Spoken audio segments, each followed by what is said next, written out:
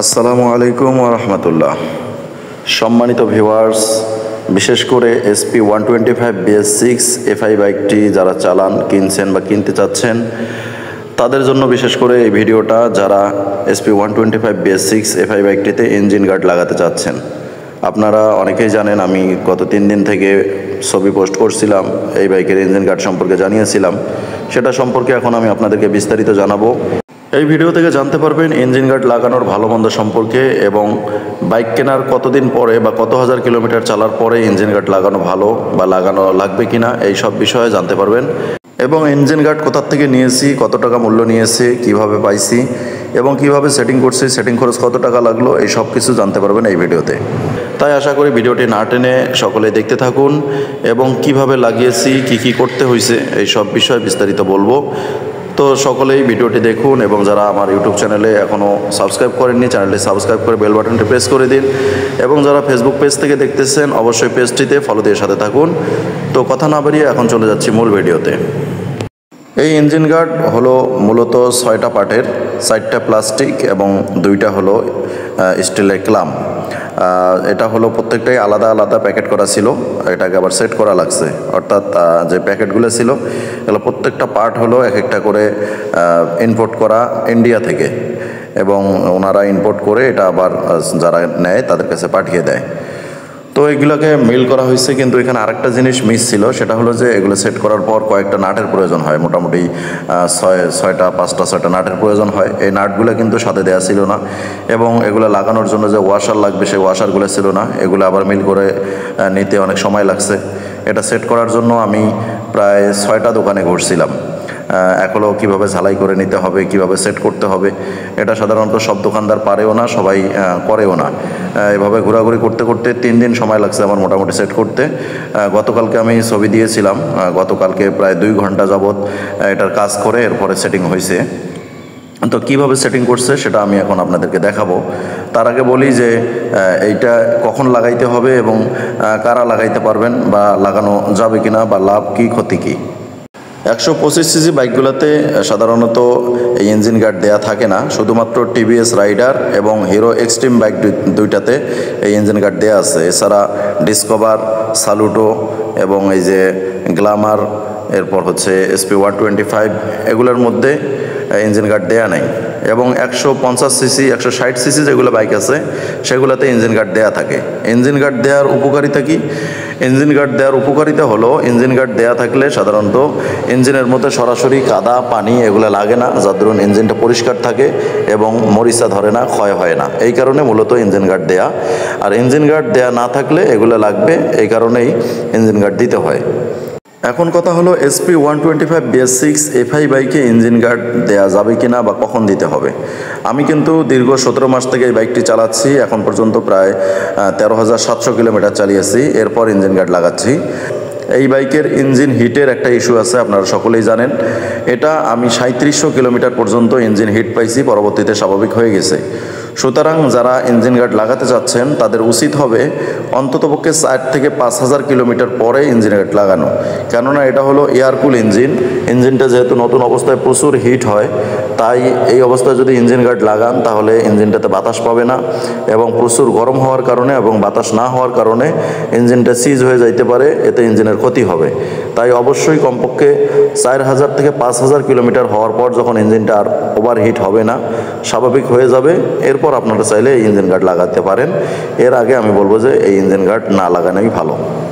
এখন যারা আমার ছবি দেখে বা অনেকেই লাগাইছেন তাদের দেখে এই SP 125 BS6-এ ইঞ্জিন গার্ড লাগাতে যাচ্ছেন, তাদের জন্য এখন আমি যেটা দেখাবো এবং বলবো সেটা হলো যে এই ইঞ্জিন গার্ড যেটা পাওয়া যায় বাংলাদেশে এখন, এই ইঞ্জিন গার্ডটা কিন্তু সহজেই SP 125 এই বাইকের সঙ্গে মেলে না। তাই সব দোকানদার এটাকে সেট করতে পারবে না বা লাগাতে পারবে না। যেমন আমি মোটামুটি 6টা দোকানে ঘোরার পরে পরবর্তীতে বড় বাড়ি আমাদের বাড়ির পাশে 3 কিলোমিটার দূরে, সেখানে গিয়ে 3টা দোকান ঘোরার পরে এই দোকানে আমি পাইছি, উনি অভিজ্ঞ একজন মেকানিক। তো ওনাকে দেখানোর পরে অনেকক্ষণ প্রায় 2 ঘন্টা সময় লাগছে এবং 3 জনে কাজ করছে। তো যেভাবে লাগাইছে এটার মধ্যে পিছনের দিকে যে ক্লামটা আছে সেই ক্লামটা লাগাইতে হয়, আমি আপনাদেরকে দেখাচ্ছি। এই যে লেগ প্যাডেলটা আছে, এই লেগ প্যাডেলটার নিচে যে নাট লাগানো আছে, সেই নাটের মধ্যে মূলত এখানকার যে ক্লামটা দেওয়া আছে ইঞ্জিন গার্ডের, সেই ক্লামটা লাগাইতে হয়। কিন্তু সেই ক্লামের নাটের ফাঁকের মধ্যে লাগাইলে এটা কিন্তু অ্যাডজাস্ট হয় না, হয় ডান দিকে বেশি চলে যায় অথবা বাম দিকে বেশি চলে যায়। তখন কিন্তু ব্রেক করা যাবে না অথবা গিয়ার শিফট করা যাবে না, এটা আটকে যাবে।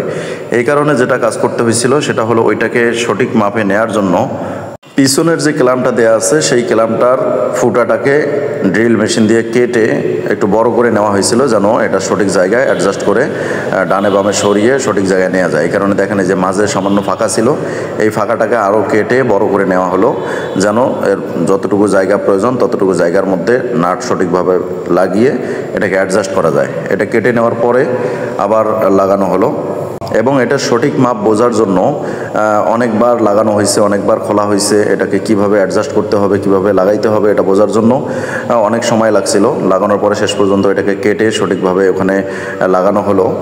পিছনের ক্লামটা লাগানোর পরে এবং সামনের যে ক্লামটা দেওয়া আছে, এই ইঞ্জিন গার্ডের সঙ্গে যে ক্লামটা দেওয়া হয়েছিল সেই ক্লামটাও কিন্তু এখানে লাগে না। তাই এই ক্লামটাকে আবার এখানে ছোটো একটা ক্লাম আলাদা করে এই নাটের মধ্যে অ্যাডজাস্ট করে সেটাকে আবার ঝালাই করে নেওয়া লাগছে। তবে বাইকের বডির কোথাও ঝালাই করার প্রয়োজন হয়নি, শুধু সামনের ক্লামটাতে একটা আলাদা ক্লাম ঝালাই করে নিয়ে এখানে যে নাটটা লাগা আছে বডির, এই বডির নাটের সঙ্গে লাগিয়ে দিয়েই হয়ে গেছে। এর কারণে আমার বাইকের কোথাও কিন্তু ঝালাই দেওয়ার প্রয়োজন হয়নি। এই ক্লাম সেট করা, মাপ নেওয়া, লাগা খোলা করতে প্রায় 2 ঘন্টার মতো সময় লাগছে। অনেক কাজ হয়েছে, এতগুলো তো দেখা সম্ভব না। তবে শেষ পর্যন্ত যেটা লাগানো হলো সেখানে দেখেন এখন যে অবস্থায় আছে এটা কিন্তু সঠিক অ্যাডজাস্ট হয়নি। এই যে এখানে কিন্তু পুরা অনেকটা গ্যাপ, যদিও এটা যদি আমরা আগায় নিতে যাই তখন কিন্তু গিয়ার শিফট ঠিকভাবে হবে না, তখন কিন্তু এখানে লেগে যাবে। তাই এই সাইডটা অনেক দূর গ্যাপ আছে এবং ওই পাশে যদি দেখাই ওই পাশেও কিন্তু একই অবস্থা। এটা কিন্তু আরও সামনের দিকে এগিয়ে যাওয়ার কথা ছিল, অর্থাৎ এই যে সাইলেন্সারের যে কনভার্টারটা আছে এখানে এই গোল জায়গাটা থাকার কথা ছিল, কিন্তু সেটা অনেক দূর এগিয়ে গেছে। এবং এই পাশটা থাকার কথা ছিল এই যে অয়েল ফিল্টারের কাছে, এটাও কিন্তু সামনের দিকে অনেক দূর এগিয়ে আছে। এবং এইটা পিছনের নাটটা থাকার কথা ছিল এই যে দূরে, কিন্তু সেটাও এত দূর আগিয়ে নেওয়ার দরকার হয়েছে, কেননা এটা সঠিকভাবে অ্যাডজাস্ট হয়নি। তো এখন এই অবস্থায় লাগিয়ে যে জায়গায় আছে এটা কিন্তু এই যে নিচের যে নাট আছে, এই আমি আপনাদেরকে একটু দেখিয়েছিলাম, এই যে নাট দুইটা পিছনের ক্লামটা এখানে লাগানো আছে এবং যেদিকে ডাইনে বামে সরানোর দরকার ভিতরে গ্যাপ থাকার কারণে সরাই নেওয়া যায়, এভাবে এটা সেট করা হয়েছে। এবং এখন এই সামনের ক্লামটা সামনে ঝালাই দেওয়া হয়েছে একটা দিয়ে, এখন এই অবস্থায় আছে আর কি। এবং এই ইঞ্জিন গার্ডটা সেট করতে কিন্তু মোটামুটি 4-5টা নাটের প্রয়োজন হয়, যে নাটগুলো কিন্তু এই ইঞ্জিন গার্ডের সঙ্গে ছিল না। এবং এই সামনের ক্লামটা সামনের দিকে লাগাইতে সামনে রাবারের প্রয়োজন হয়েছিল, এগুলো কিন্তু ছিল না। এগুলা অন্য দোকান থেকে আবার অ্যাডজাস্ট করে নিয়ে এসে লাগাইতে হয়েছে, এগুলার সাথে থাকলে ভালো হইতো। শেষ পর্যন্ত অনেক কষ্টের পর, অনেক দৌড়াদৌড়ির পর লাগানো হয়েছে। এখন যে অবস্থায় বাইকটিকে দেখা যাচ্ছে তা তো আপনারা দেখতেই পাচ্ছেন। যাক, প্রথম অবস্থায় হতাশ হলেও শেষ পর্যন্ত 3 দিন দৌড়াদৌড়ির পরে 6টা দোকান করার পরে শেষ পর্যন্ত লাগাইতে পারছি। যদিও বা ইঞ্জিন গার্ড লাগার কারণে সুন্দর দেখা যায়, গেট আপটা ভালো লাগে এবং একটু কষ্ট আছে। এরপর আরেকটা সমস্যা হলো যে ইঞ্জিন গার্ড লাগা থাকা অবস্থায় আপনি ইঞ্জিন অয়েল দিবেন কিভাবে বা বাইর করবেন কিভাবে। ইঞ্জিন অয়েল ড্রেন দেওয়ার জন্য অবশ্যই এখন আপনাকে আরেকটা কাজ করতে হবে, তা হলো ইঞ্জিন গার্ডের এই যে পিছন সাইডে যে দুই পাশে 2টা নাট লাগানো আছে, এই নাট 2টাকে খুলতে হবে এবং সামন দিক থেকে ধরে টান দিয়ে আস্তে করে খুলে নিতে হবে। ইঞ্জিন গার্ড খুলে প্রত্যেকবারই কিন্তু আপনাকে যতবার ড্রেন দিবেন ততবারই কিন্তু এটা খুলতে হবে, আবার নতুন করে লাগাই নিতে হবে। এই একটা প্যারা আবার সামনে থাকবে। তাই আমি আপনাদেরকে বলতেছি, আপনারা চাইলে লাগাইতে পারেন, না লাগাইতে পারেন আপনাদের ব্যাপার, যা ভালো মন্দ তা আমি আপনাদেরকে বোঝানোর চেষ্টা করতেছি। তো আপনারা যারা নিতে চাচ্ছেন তাদের জন্য এখন কথা হলো যে আমি কোথা থেকে নিয়েছি, কত টাকা লাগছে, এই সব কিছু এখন জানাবো। এটা আমি নিয়েছি, ফেসবুকে একটা পেজ আছে রাইডার্স জোন নামে, এই পেজটা আমি লিঙ্কটা দিয়ে দেবো কমেন্টের মধ্যে, সেখান থেকে আপনারা পেয়ে যাবেন। এবং সেখানে আমি অর্ডার করছি, সেখানে তারা মূল্য রাখছে 2100 টাকার মতো, মূল্য 2150 টাকা এবং ডেলিভারি চার্জ 130 টাকা এবং আপনাদের জায়গা অনুযায়ী কম বেশি হতে পারে। তো আপনারা চাইলে রাইডার্স জোন থেকে আপনারা অর্ডার করে নিতে পারবেন, আপনাদের ইচ্ছা ওখান থেকেও নিতে পারেন, অন্য জায়গা থেকেও নিতে পারেন, ওনারা বিক্রি করে থাকে এবং অনেক আন্তরিকও, তবে সেটিং করাটা যা কষ্টের আছে আর কি। এই সব কিছু বিবেচনা করে যদি আপনাদের ভালো লাগে তাহলে 2100 টাকার মধ্যে পেয়ে যাবেন এবং ডেলিভারি চার্জ আপনাদের জায়গা অনুযায়ী কম বেশি হয়ে থাকবে। এবং ওনাদের দোকান আছে, দোকানের মধ্যেও ওনারা পাইকারি রেটে সেল করে থাকে এবং সেই হিসাবেই তাদের পেজ থেকেও ওই দামে বিক্রি করে। এবং এই যে সেট করলো এতক্ষণ পর্যন্ত 2-3 জন মিলে আমার এই কাজগুলো করলো, সব কিছু মিলে মোটামুটি 300 টাকার মতো চাইছিল, কিন্তু আমি 250 টাকা দিয়েছি সেটিং চার্জ। যারা ইঞ্জিন গার্ড লাগাতে চাচ্ছেন অবশ্যই তাদের জন্য এই ভিডিওটি অনেক উপকারী হবে, তাই আশা করি অবশ্যই আপনারা ভিডিওটিতে লাইক কমেন্ট শেয়ার করে দিবেন এবং আপনাদের মতামত অবশ্যই জানাবেন। কোনো প্রশ্ন থাকলে অবশ্যই বলবেন এবং যারা নতুন আছেন চ্যানেলের মধ্যে তারা অবশ্যই চ্যানেলটিকে সাবস্ক্রাইব করে বেল বাটনটি প্রেস করে দিবেন এবং যারা ফেসবুক পেজ থেকে দেখতেছেন তারা অবশ্যই শেখ টিভি 99 পেজটিতে ফলো দিয়ে সাথে থাকবেন। আবারও দেখা হবে নতুন কোনো ভিডিও নিয়ে। সকলে ভালো থাকুন, সুস্থ থাকুন, আল্লাহ হাফেজ। শেখ টিভি 99, নতুন পথ চলা।